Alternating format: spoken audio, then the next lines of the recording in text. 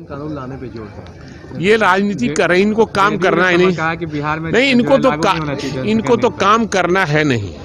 बिहार के विकास को ये नहीं चाहते हैं कि बिहार का विकास हो। ये केवल हिंदू और मुसलमान का नारा देकर और देश में राज करना चाहते हैं।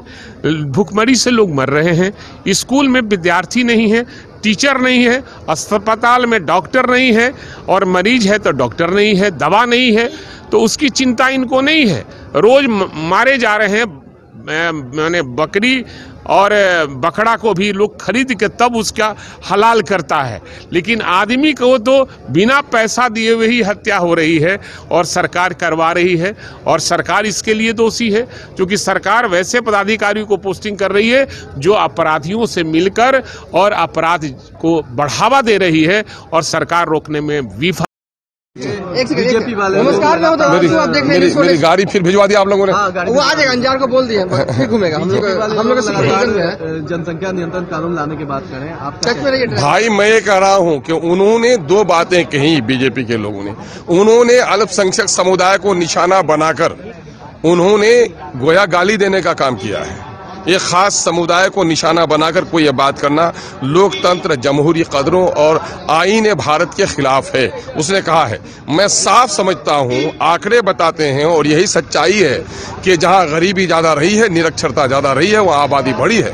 अगर ये हमारे बारे में कहते हैं तो उसके माने हम गरीब हैं और निरक्षर, उसका सबूत है। और आप वही देखें, दलितों को, महादलितों की बस्तियों को देखें, यही हाल है। तो ये देखना पड़ेगा। आप हम सब लोग पब्लिक फिगर हैं और मीडिया का रोल बहुत बड़ा होता है। हम सब लोग समाज में रहते हैं। जनसंख्या का नियंत्रण, बहुत सारी चीजें कानून बनाने से नहीं होती हैं। समाज खुद ब खुद बहुत सारे फैसले करता है। शिक्षित समाज बहुत सारे फैसले करता है। आर्थिक स्थिति से जूझता हुआ समाज बहुत सारे खुद ब खुद फैसले करता है। आप अगर आंकड़े देखोगे तो पिछले 20 सालों में अगर शिक्षित वर्ग का एक सर्वे आप कराया जाए तो वहाँ जनसंख्या खुद ही नियंत्रण में है। तो बीजेपी जनसंख्या नियंत्रण कानून लाने के पक्ष में, जबकि देखिए भारतीय जनता पार्टी की जो चश्मे हैं, उन चश्मे में तो डिवीजन की सियासत है। मैं उन पे कुछ बोलना नहीं चाहता क्योंकि भारतीय जनता पार्टी को सत्ता की प्राप्ति जिन जिन तरीकों से हासिल हो सकती है, जिसमें इमोशनल इश्यूज भी होगा, उसमें मंदिर मस्जिद भी होगा, बेरोजगारी का सवाल नहीं होगा उनके सवाल, तो जिन तथ्यों की बुनियाद पर या जिस प्रोपेगेंडे की बुनियाद पर उनको सत्ता मिलती है वो सब काम करेंगे। अब देख रहे हैं। तो हमको तो एक राजनीतिक और आइडियोलॉजिकल लड़ाई भारतीय जनता पार्टी से तो इस देश के समाज को लड़ना ही पड़ेगा। उनकी बात अलग है, वो तो ये चाहते हैं क्योंकि उनके दिमाग में कुछ और है। उनके दिमाग में चूंकि गोबर भरा हुआ है, अधिकांश भारतीय जनता पार्टी और उनकी पूरी आइडियोलॉजी में ही गोबर है, तो इसलिए जाहिर सी बात है कि उनके सोचने का अंदाज अलग होगा। इस मुद्दे पर भाजपा और जदयू के विचार अलग अलग है। तो भारतीय जनता पार्टी और जदयू तो दो पार्टी है ना।